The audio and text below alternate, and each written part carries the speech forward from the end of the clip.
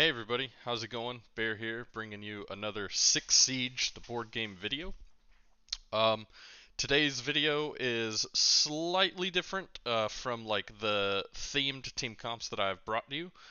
Today's video is more on a operator spotlight type of, I guess, little mini series that I might try to work on. Kind of just the focus on this is I am picking out the operators who either are just deemed not very good or people just don't have a whole lot of experience using them, myself included. But that's just really what we're trying to focus on. We're taking those operators and then we're going to try and build a team comp around them. Yeah, for this first operator spotlight video, I welcome you, Aruni, and she's upside down. There we go. Aruni. This is my first operator spotlight video. Um, so yeah, here we have Aruni. She is a very good long-range defender. She is also a trapper, and basically her ability works if an opposing operator moves through a door or a window into the objective room. Then that is when you can react, and you can cause both a stun and damage from an orange die. But like most of the other trappers, the opposing player does have the chance to spend an action to ignore this infect. But that's fine. And then she's got the 5 health, 2 run, the orange destroy, which is really good. Yeah, so Aruni just has a lot packed into one operator that I feel.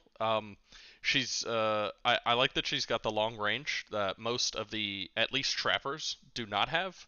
So that does allow you to add a little bit more depth to your site setups and defenses, things like that.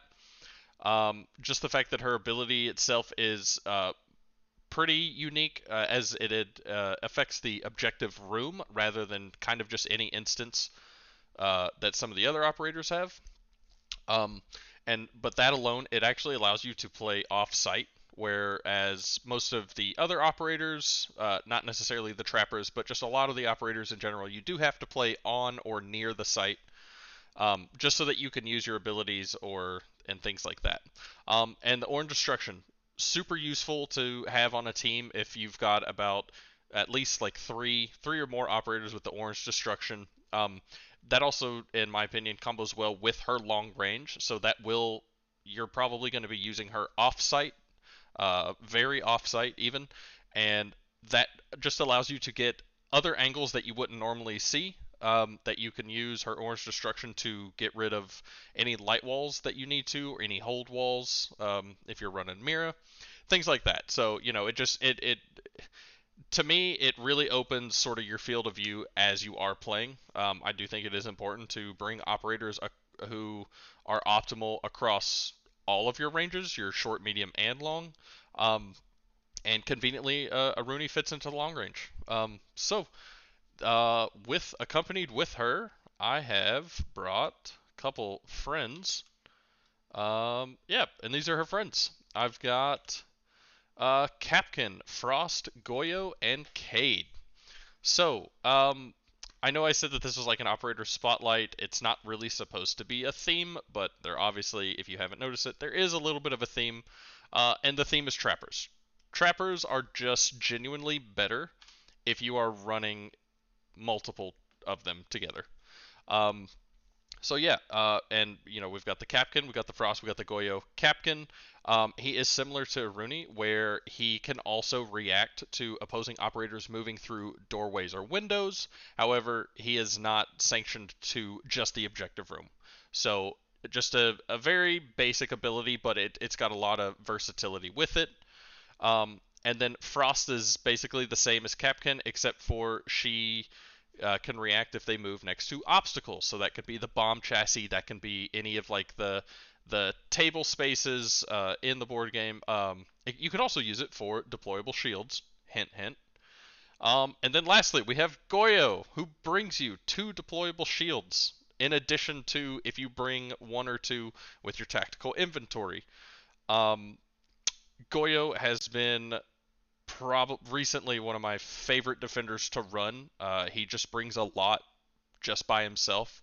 So yeah, with Goyo, he brings his two deployable shields, plus you can bring the two additional from your tactical inventory. If they move next to any shield, that's the good thing about him is his reaction can go for any shield, whether they come from him or your tactical inventory. So that gives you up to 4 shields that you can use. Combo's really good with Frost as well because that brings you more shields. That gives you other areas where she can also react. Um, but with Goyo too, I really like to place his shields next to entryway spaces. I kind of just use them as like claymores, things like that. So that was bringing him. Also, it is a trap that the attacking side cannot dodge or negate like they can with Captain Frost and Aruni. And then lastly, I decided to go with Cade. I've got a couple other slots that you could fill in instead of Cade. But specifically for Cade, I brought him for his Rotilla Electroclaws. Um, it's, kind of just like a pseudo fortified entryway space. However, it can be moved through by both sides. But from the attacking side, if they deploy in it, or if they do move through it, they will get stunned and they will take a damage. So you can get a little bit of chip stuff in. Um, Across all this, you've got between Aruni, Goyo, and Cade, you have 3 operators who can have, or not that they can, but they have the orange destruction, which is really good. That allows for like a lot of maneuverability around the map if need be. Um, Aruni, she fits in your long range, which is incredibly good. I have been able to play with this exact comp just once, but I did get to do some things, and I got to do a lot of some things. And then you've got your Capkin, your Frost, and your Goyo, even Cade too. They all sit in a really healthy, close to medium range damage output. Should you need it. Uh, yeah, so that's basically just like the core. I felt that these operators were very comfortably built around Aruni. Whenever you were able to use it, I know in the game that I did play, I was able to, especially for Capkin and Frost, I was able to stack their triggers on top of each other, which is nice. So, even if they're dodging one, they're still going to potentially take some damage elsewhere. And then I also have some like other picks. If you do like this comp or if there's bits that you don't like it, I do have some fill-in slots that you can do. So yeah, for me, we can look at these two first. So I brought a Smoke and Tachanka as sort of alternative picks if you did want to run something uh, a list similar to this. Um, I have these two because like trappers, so trappers don't really get to do a whole lot. They are just kind of sitting in limbo most of the time until the other player uh, it triggers the condition that your trappers can react to. But for Smoke and Tachanka, what I've done is it has area denial, which I think is nice. So the big thing with trappers is, especially if you're running a lot of them, the opposing side is going to try to be methodical as possible so that they can get into the building or into the site without triggering all of your traps. And then just the thing that I see that Smoke and Tachanka could both bring is just a little bit of area denial, where it allows you to, at least with Smoke, you can smoke off your other operators, right? So you can use Smoke's gas as a smoke to navigate around if there is a particular line of sight that you were trying to get by that's being overwatched by the attackers.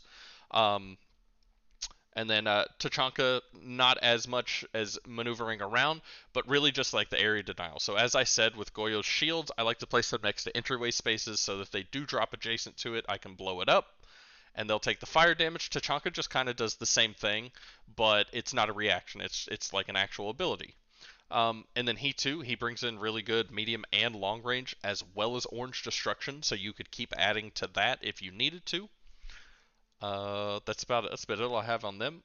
Next up we have Clash. I'll just go ahead and show the rest of them because it doesn't matter. So Clash has also been a rising defender in my lists and team comps. What I like about her is is her passive. You know, if she has the multiple sources of protection, she can cancel up to 4 hits instead of 3 like normal. So basically, she would, in my opinion, would serve the same purpose as Cade. Whereas Cade, I mean, they bring different things. So it just depends if you're playing pick and ban. If you're playing up against a Hibana or an Ace, Cade might not be as great to use. Unless that is just something that you want to do. But specifically, the Clash and the Cade, they both help with watching entryway spaces and things like that. Um, Clash also has the added bonus of you can stun the other team. That does help you push. That allows you to not play as passive as you normally would with a bunch of trappers. Um, but yeah, and she also pairs very well with Goyo. I've stated that in one of my other videos that I have out, so go check that one out as well. And then just for some alternative slots, I have more than just the Pulse and the Alibi, and I'll get to them in a minute. But there's like specific reasons that I went with these two. So the one of the issues with trappers is when you are using them, and a lot of people play this way, and sometimes it's a trap to fall into. But a lot of people, you don't want, if you're playing defense, you don't want to reveal your operators early because then that can put you prone to like a quick counter attack or like a blitz attack on whoever is uh, revealed. And if the attacking side can see that you might have one operator who's by themselves, they don't have any support, then they'll try and rush that. So I understand that is a thing. I do think that there are some operators who, in my opinion, specifically Goyo. I think Goyo is a trapper who you don't really have to keep hidden. I think that he is one who is excellent if he is revealed in at least the first 2 rounds. He does have the orange destruction, so you can help reconstruct the site, anything like that. Um, but with Pulse, I'll start with Pulse first. So the thing that Pulse brings is obviously he can locate operators, but that gives you a more aggressive stance if you're running a trapper comp. You now don't have to be so passive with your trappers and keeping them hidden if you are bringing Pulse. Because your trappers do have the really good short to medium range, you bring the Pulse, reveal the Pulse, get the locate, get the wall bangs, anything like that, and then look at you. You're already down, or you're already up one extra man to the attacking side. That's basically the main focus on Pulse. He just allows your trappers to be a bit more aggressive than you normally would be. Um, and then Alibi, same thing. Especially between these two, they have really good just ranges. It doesn't matter which range you use on either of these; they're super good. She also brings the added bonus of more orange destruction, should that be something that you need. That saves you on having to bring impacts, which helps you bring more deployable shields for your Goyo, or even C4 or cameras, if you want to do more locate or if you want to do more AoE damage, things like that. The other reason that I do really like her ability, I'm not 100% fond of, but I think that I have been able to find sort of a way to utilize it here. But if you are someone who doesn't like your operators to get revealed, well, you can bring Aruni. Aruni comes with 3 decoys rather than just the one that every other defender brings. And if you bring her, that allows you to basically put a hidden token in every single room on any map that you play. So with that, because trappers normally will slow down the attacking side because they don't want to empower your trappers by running into the triggers. But Alibi kind of does the same thing, right? Like they won't know which Alibi is the real one, and if one decoy gets revealed, you can still keep the other ones hidden. But what it does is it makes them have to check potentially every single room before they actually do start pushing in. So it just kind of adds to the time that it's you normally going to take the attackers to get into. Um, but yeah, and then she can locate. If you manage to pull off her ability, that's awesome. I don't think that that's an easy feat, but again, I haven't used her that much. Maybe I can do a operator spotlight on her. But yeah, those are the two kind of like intel operators that I would go with. However, these are not the only two. I originally didn't want to have so many operators to talk about, but whatever. It's my video. I can do whatever I want.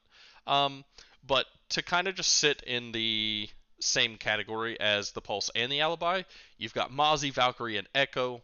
They all also help locate opposing operators, and they all fit in different playstyle. Mozzie is good if your opponent is both running and not running a bunch of drones. If they're not running a bunch of drones, well, then you've already taken one from their tactical inventory. And if they are running drones, you get to keep pumping out drones as long as they are droning out. So that's really good. His gun's super solid as well. Valkyrie, she close range, medium range, even long range. I'll say the long range is fine too. But hers is good as well. She does have the two cameras that she uses with her ability. She does bring one with her setup. So she also gets sort of like the instant locate and things like that, but you can use her. A good way to use her too is if she is upstairs, because a lot of players will be watching entryway spaces, but a majority of the entryway spaces on all the maps are right next to, is it heavy walls? Yeah, they're right next to heavy walls. So if she's upstairs, you can just use your ability and throw it into the entryway space. It doesn't have to be in a space next to it. However, the camera is vulnerable as long as the entryway space is neutral. It is vulnerable for the attacking side to just use a destroy action to get rid of it. But that's fine. You get an instant locate on it. You have two cameras that you can throw. You have a third one somewhere on the map that's just more utility that the attackers have to go through. Take your pick. And then lastly, Echo. On top of also kind of fitting, he's not a trapper, but he does sort of help as we touched with Tachanka. But Echo also helps with sort of the medium to the long range if you are trying to play a more in-depth play style. If you want all ranges to be covered, things like that. But he also, if you are able to slot him in, he does allow your aggressive trappers. Well, I mean all your trappers can be aggressive. But he can stun them with his drone. So he can locate, you can wall bang, which really helps if you're not in a position to wall bang, if you have to expose yourself, you can stun them. Right? So like there's a lot of synergy between all these different operators, in my opinion. Um, and then lastly, I just kind of tossed in Melusi. She's a lightweight. She's got the orange destruction, still super good. Can't get over it. All of her ranges are very consistent, which is good. So it doesn't matter what kind of gunfight you're taking, as long as you're getting the first shot, you're gonna do really well. But also just her ability. So her banshees, they have to attacking side has to spend one extra movement, which is really good. So she just works really well with trappers because most of the trappers, well, sorry, all of the trappers do have to use movement, or the opposing side has to use movement for your trappers to be able to react to it. They all have specific conditions. So Melusi just adds to it. You're just taking away their movement. Again, slows them down. Does fit into sort of a trapper meta. They have to take time to do so because if they are outside and they're trying to move inside the building through a window, well, there's three spaces already gone, and now they have two movement left, which unless they destroy the Banshee, they would only get to move one additional space. Yeah, but this is my iteration of a Aruni list. Aruni, Capkin, Frost, Goyo, Cade. Again, this list isn't really focused. Even if you're not using Aruni, the list won't fall apart. This is just a home that I wanted to try to give her. Again, I've not used her very much. I did use this exact team comp though, which I had a really fun time playing with. Yeah. So that's all I got. Let me know what you guys think in the comments, or anything else. If you guys have ideas, let me know, and I'll see if I can put something together. Thanks for watching, guys.